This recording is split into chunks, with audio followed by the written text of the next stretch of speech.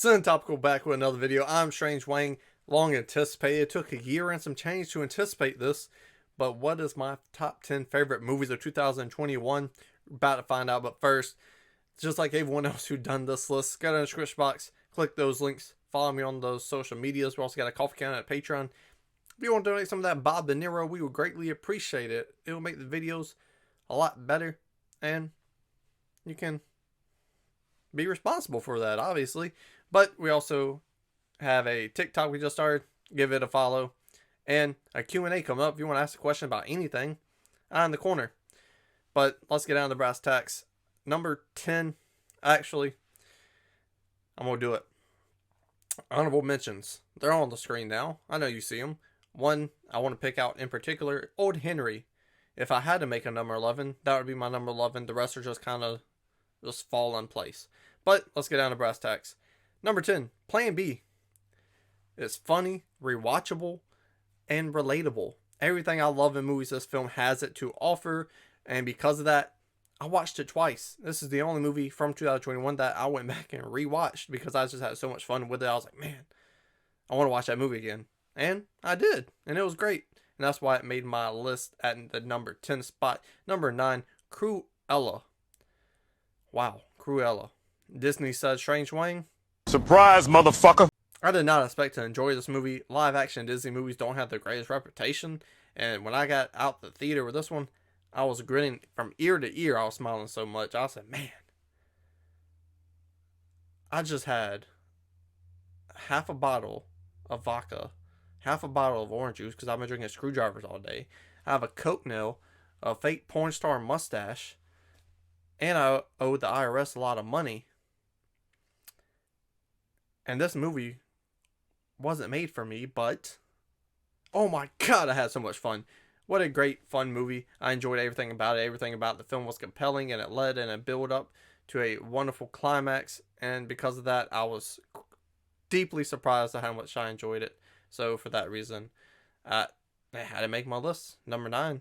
At number 8, Cop Shop. What a throwback 90s, 80s action movie. Those are the movies I grew up on. Those are the movies that are partly responsible for me loving movies, for me having a YouTube channel. So getting this 2021 was like going down memory lane. And I had so much fun with it. I enjoyed it. Loved the characters, the whole 9. Great. If you love it, check it out. You're not going to regret it.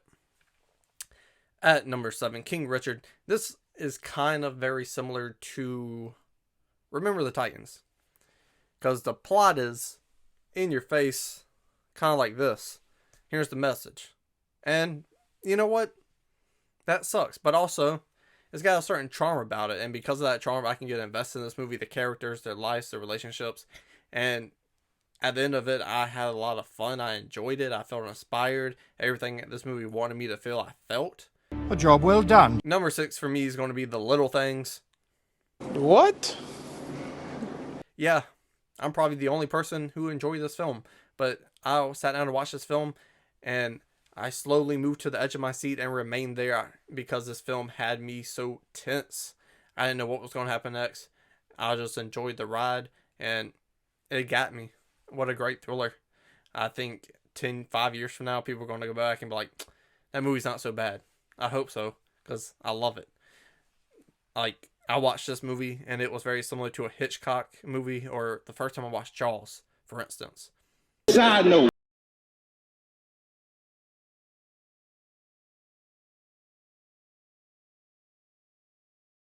Now, in the top 5, my top 5 favorite movies of 2021. Number 5, we got Red Rocket. Now, as a person, Mikey Absolutely sucks! but he's very likable, and because of that, you're on this ride with him. It makes things fun because you have this emotion towards him because you want him to win. You want him to make good decisions. But when he fucks up, you're like, ah, damn it. Come on, Mikey. Like, it's easy to root for this guy. It's easy to like him. It's easy to dislike other people who are trying to shit him. And it's just a very unpredictable movie. You're going to get, and like, you'll sit down in the theater, and just like Mikey on the bike, you'll be ready for the ride of your life. Maybe not for your life.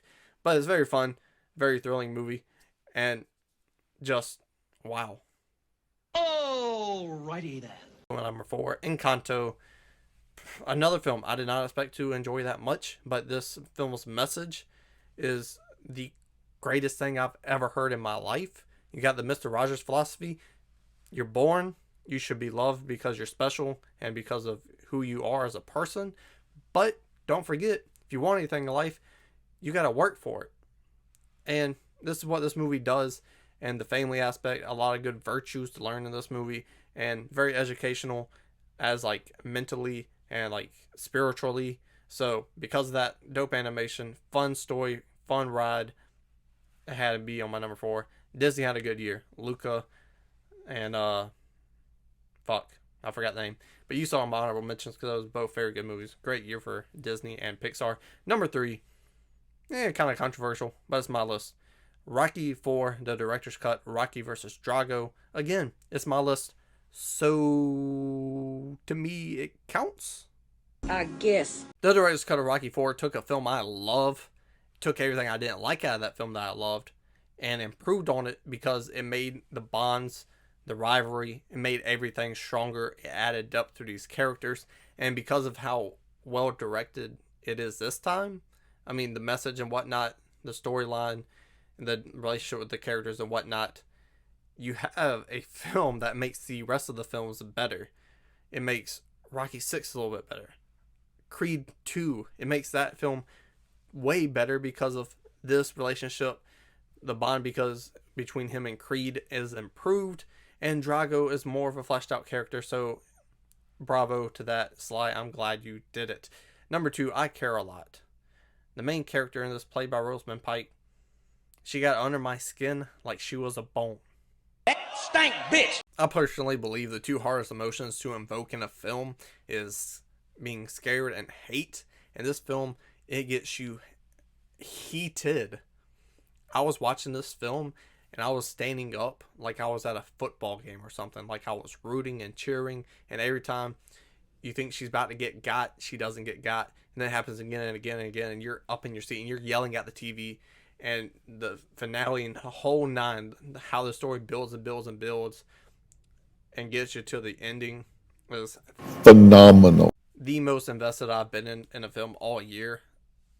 Little things right behind it. Edge of my seat type shit. Check it out if you haven't. It's on Netflix. It's a fun watch, and you gotta step back from it because everyone in the film sucks. But that's the fun of it. My number 1 will be One Night in Miami. Yes, it came out technically in 2020, but it came out on Amazon on a wide release basis in 2021. And again, it's my list, so it counts. Do your thing. But this film has a message, it has something to say, and I appreciate that. I want that in film. I want that dialogue. I want that thought-provoking content in my movies, and this gives it to me. It gives it to me through 4 of the most famous people of that time, of all time. You know what I'm saying? They're still relevant today, and you get 4 different perspectives. So you're going to pick a side with one of these 4 guys, and because of that, it makes the film so much interesting and deep, and a incredible film experience to step back, look around at the world today, look at this film, and just compare and think how much work we've done, but how much work we still got to do. And because of that, I was moved. And that's all I got to say about that. Tell me down below in the comment section, what is your top 10 favorite movies of 2021? Scroll back up, hit the like button, share the video. And then what? Subscribe. It's not a game, it's a rich thing.